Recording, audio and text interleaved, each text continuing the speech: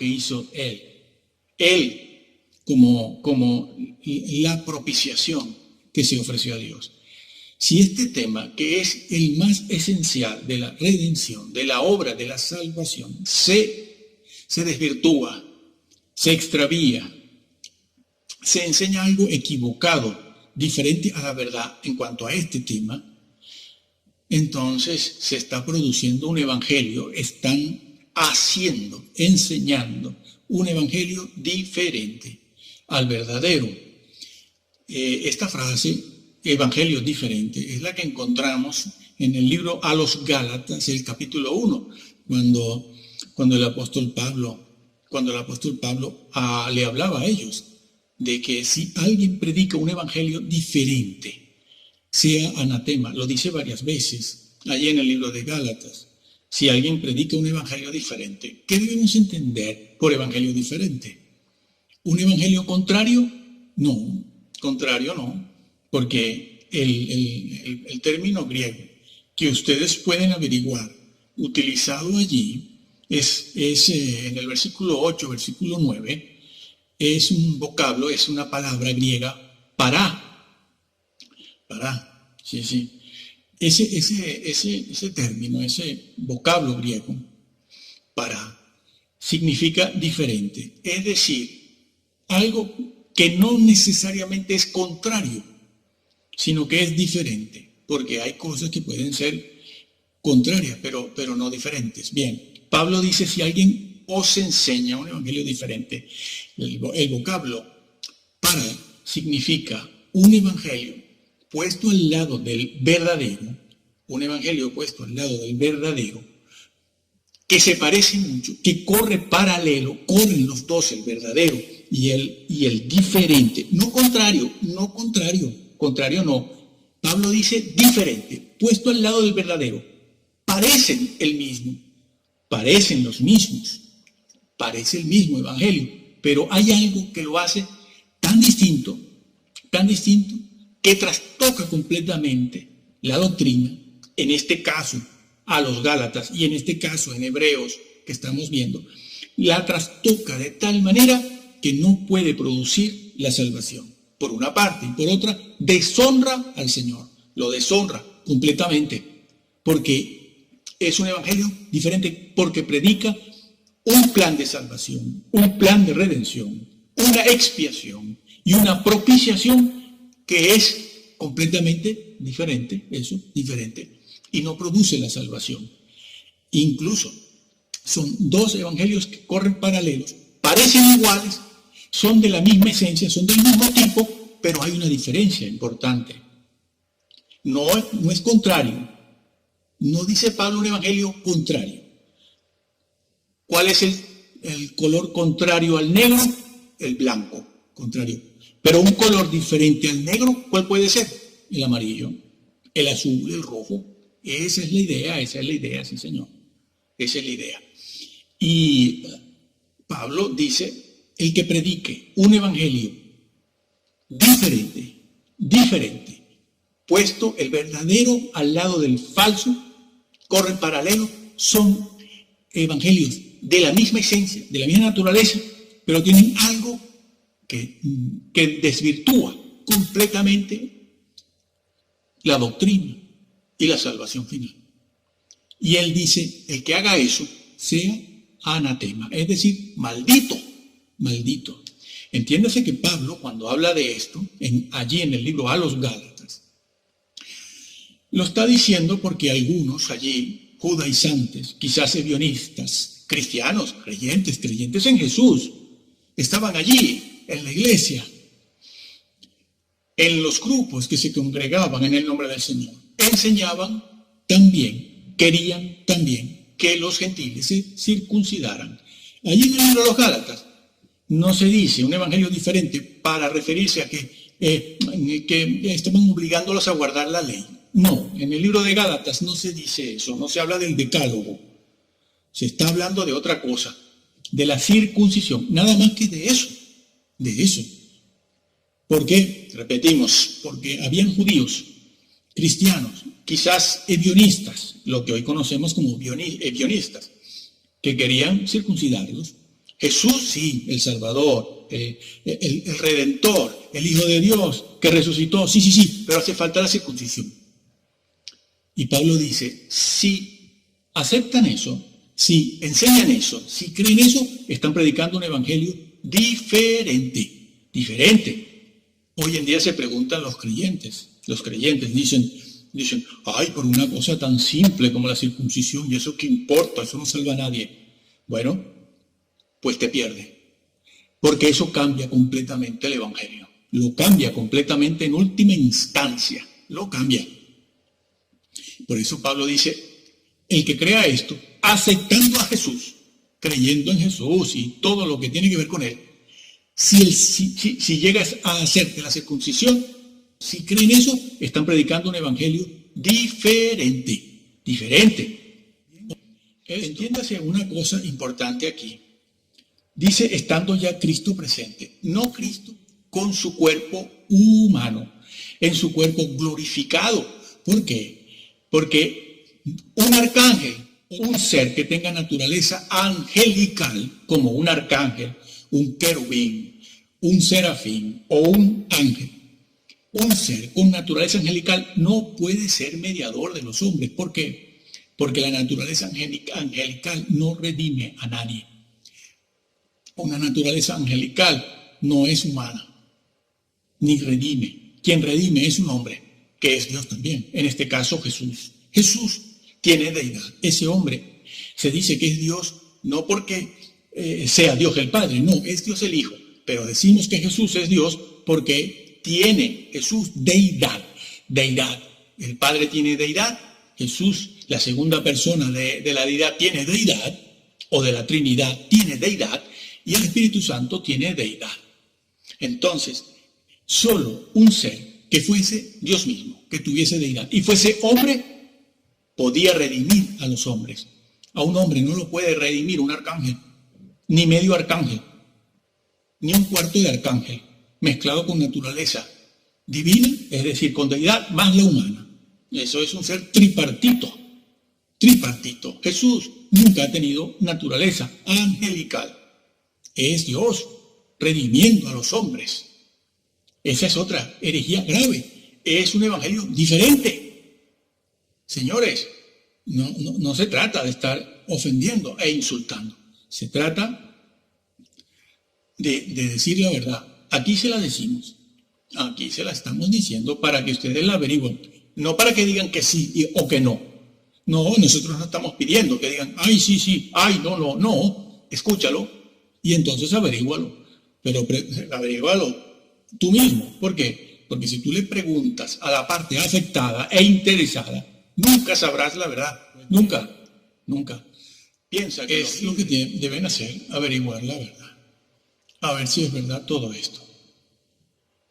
Seguimos con el versículo 11 del capítulo 9 de Hebreos, que resumimos, pero estando ya presente Cristo en su naturaleza humana, un hombre, según Hebreos 4, Hebreos 5, solo un hombre que sea además sumo sacerdote, un ser que tenga naturaleza humana, y otra vez repito, que sea sumo sacerdote, es decir, mediador, puede traer la redención y la salvación.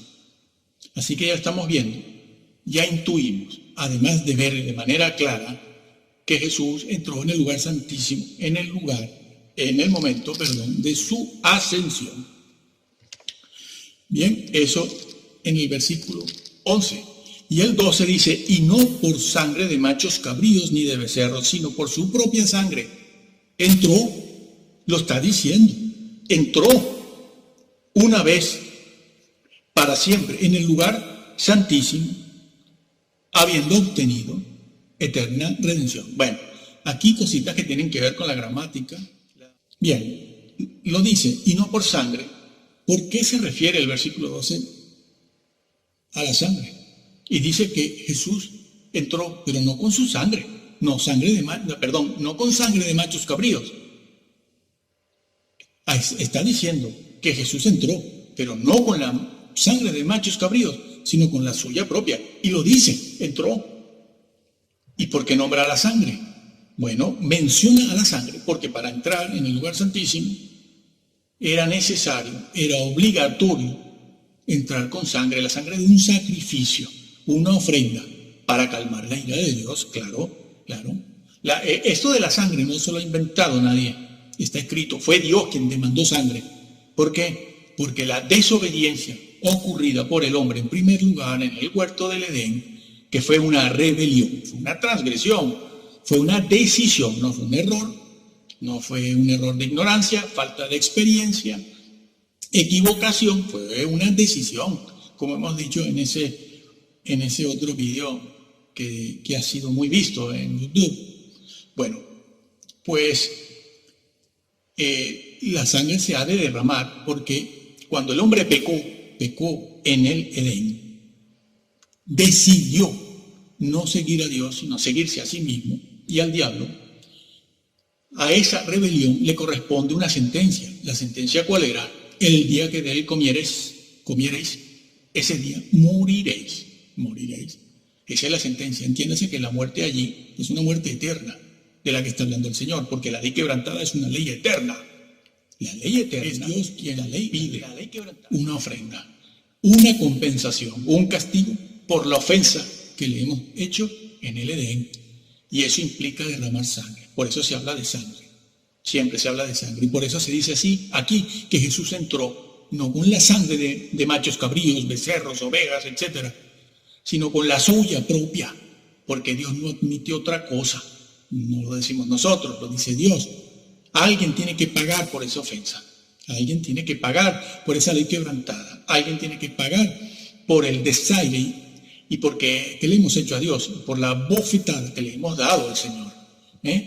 Ha sido una decisión a cara abierta. De cara a cara, se lo hemos dicho. Sí, yo hago lo que quiero y me voy a guiar por lo que quiero. Todos hemos hecho eso. Todos. Todo eso. Pues bien, ese cordero era mandado al desierto cuando la expiación, el hecho, había terminado.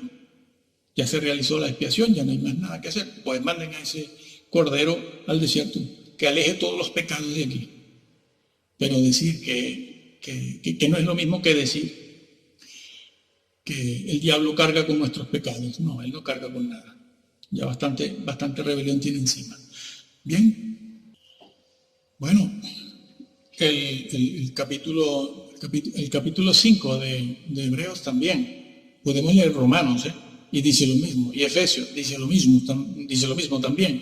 El libro de Efesios. Bueno, pero estamos en el libro de Hebreos, capítulo 5, el versículo 9 y 10 dicen así: y habiendo sido perfeccionado, Jesús vino a ser autor de eterna salvación. Allí, en aquel momento fue autor de eterna redención, porque si la expiación ha sido incompleta hasta 1844 y lo sigue siendo ahora, entonces no hay una redención.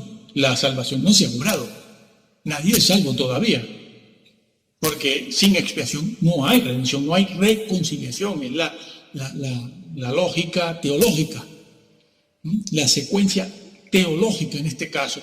Si no hay expiación completa, no hay reconciliación, porque lo que buscaba la propiciación y la expiación era la reconciliación del hombre con Dios, es decir, la comunión, restablecer la comunión, es decir, tendré comunión con Él.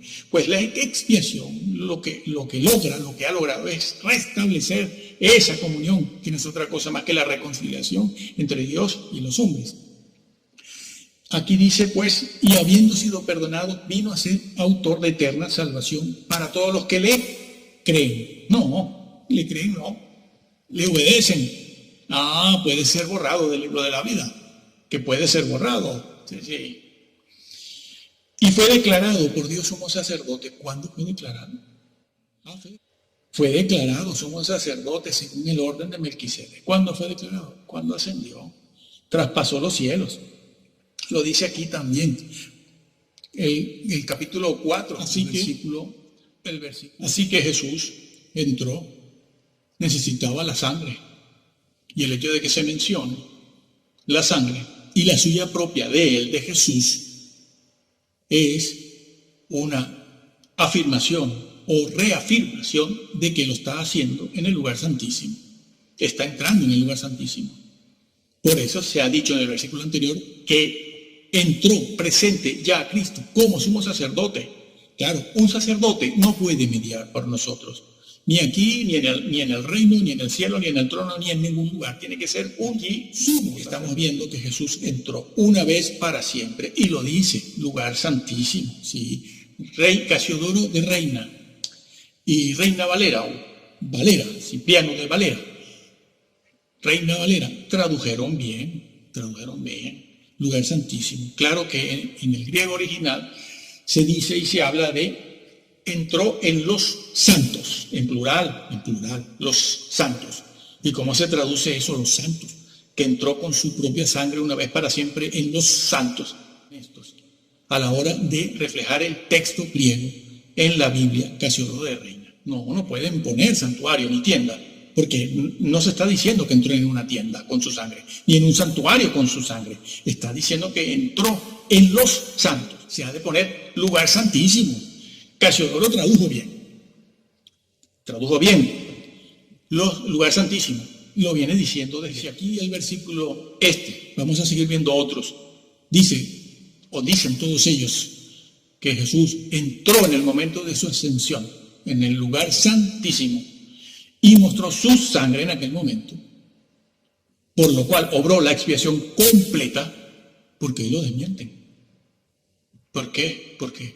Porque sí está escrito, es que está escrito. Una y otra vez. Bueno, eso es lo que está diciéndose aquí. Bueno, es más. Si entró en el lugar santísimo es porque obró la expiación.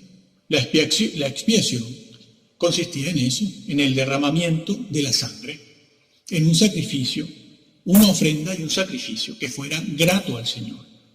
E incluía de manera obligatoria el derramamiento de la sangre. Entonces Jesús es el Cordero de Dios. Jesús es la propiciación sacrificada, cuya sangre se derrama en el propiciatorio. El propiciatorio era la tapa del arca, la cubierta del arca de la alianza. Y Jesús es la propiciación que se ofrece como una ofrenda en el propiciatorio para hacer propicio a Dios, como aquel publicano que decía: Señor, sé propicio a mí, pecador. ¿Qué estaba diciendo? Estaba diciendo: sé favorable conmigo, favoréceme, escúchame, reconcíliate.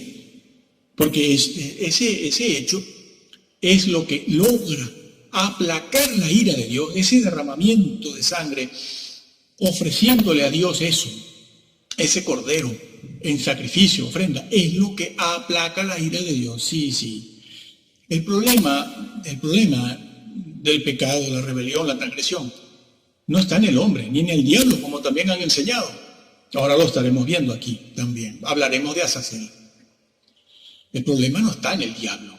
El problema no está en el hombre, el problema está en Dios. Por eso los sacrificios se ofrecen a Dios, no al diablo ni al hombre. Porque el amor no es el problema de Dios. O no es Dios no tiene ese problema. No es que le falte el amor porque el hombre pecó. No. El problema en Dios es su justicia, que ha sido violentado. Él ha sido violentado en sus leyes, en su esencia, porque sus leyes son reflejo de su esencia misma. Nada que no lleve la esencia misma de Dios es un reflejo de Dios. Dicho de otra manera, cuando Dios hace algo o de Él emana algo, eso que emana siempre lleva sus atributos, sus distintivos, su esencia, su naturaleza. Cuando Él dio los 10 mandamientos, estaba dándose a sí mismo. Y, por ejemplo, si uno de los mandamientos dice, y este es un ejemplo muy, muy sencillo, trivial, simplón, si hay un mandamiento que dice, no matarás, lo da porque es un reflejo de la esencia y la naturaleza de Dios. Es decir, Dios no mata. Y como Él no mata, da una ley.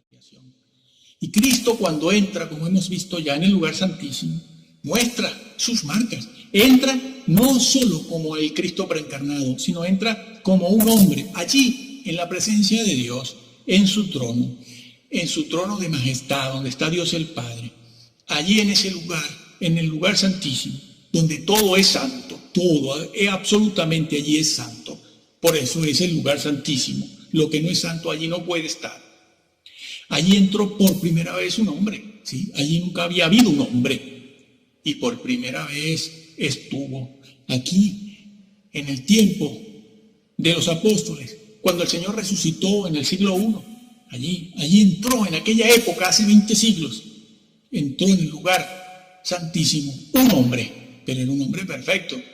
Y entró con sus marcas, las mismas que le mostró el Señor a Tomás. ¿Por qué? Porque era un cuerpo humano. Eso es lo que salva, eso. La humanidad, una humanidad, un hombre es el rey del universo. Un hombre, olvídense de grises, grandes, pequeños, draconianos, reptilianos, luciferianos, masones.